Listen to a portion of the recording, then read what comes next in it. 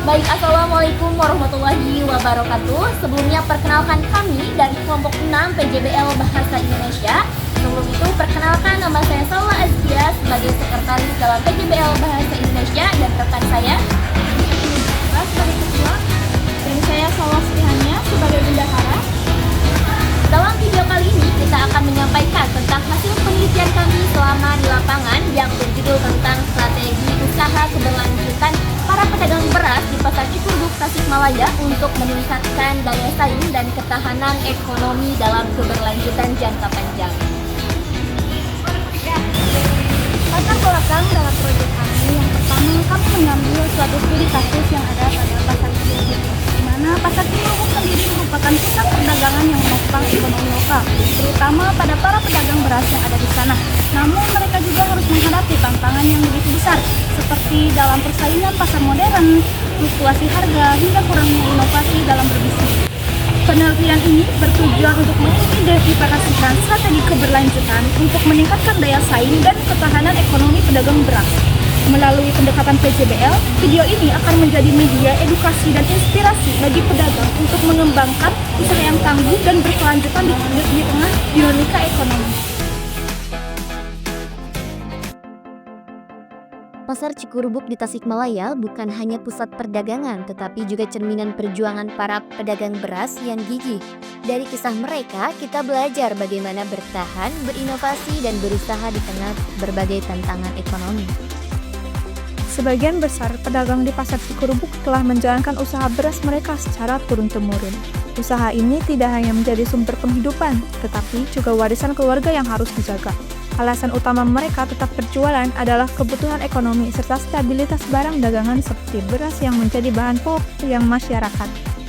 Tantangan utama yang dihadapi adalah fluktuasi harga beras dan penurunan minat pembeli. Kondisi ini menurut pedagang untuk terus beradaptasi agar usaha mereka tetap berjalan di tengah ketidakpastian pasar. Untuk menghadapi tantangan tersebut, para pedagang berusaha menjaga kualitas beras yang mereka jual, memberikan pelayanan terbaik, dan bahkan berinovasi dengan penjualan online. Sebagian besar percaya bahwa kualitas adalah kunci utama dalam mempertahankan pelanggan. Para pedagang memiliki harapan besar untuk berkelanjutan usaha mereka. Mereka berharap pemerintah dapat memberikan dukungan seperti subsidi harga atau program operasi pasar murah. Dukungan ini dianggap penting agar usaha mereka tetap stabil dan bisa diwariskan kepada generasi berikutnya.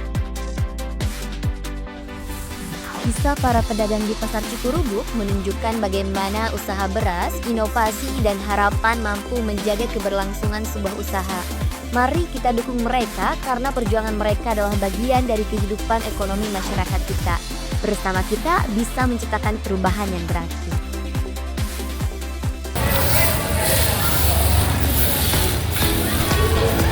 Strategi keberlanjutan usaha pedagang beras Pasar Cikurbuk yang pertama, para pedagang harus melakukan diversifikasi produk, yang dimana para pedagang harus melakukan berbagai jenis, memperkenalkan berbagai jenis beras kepada para pembeli, dan seperti beras lokal, beras premium, dan para pedagang juga harus menerapkan harga yang lebih setuju atau lebih aman untuk para konsumennya. Yang kedua, ada peningkatan kualitas layanan, yaitu dengan menekankan pentingnya konsistensi dalam melayani pelanggan dan keramahan kepada pelanggan. Yang kedua, para pedagang beras juga harus menerapkan pengelolaan keuangan yang baik.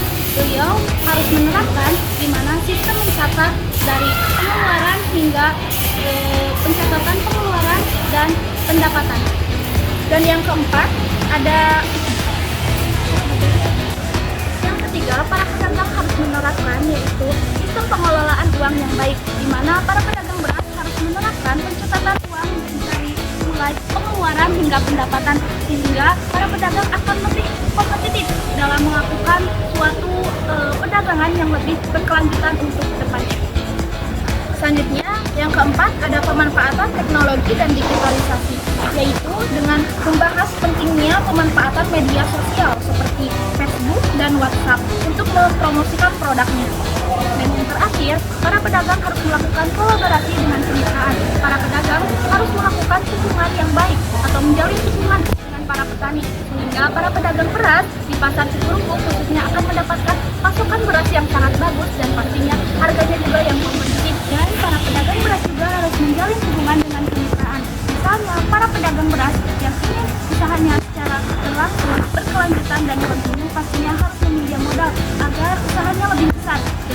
modal kepada para kemitraan modal usaha mikro. Sekian.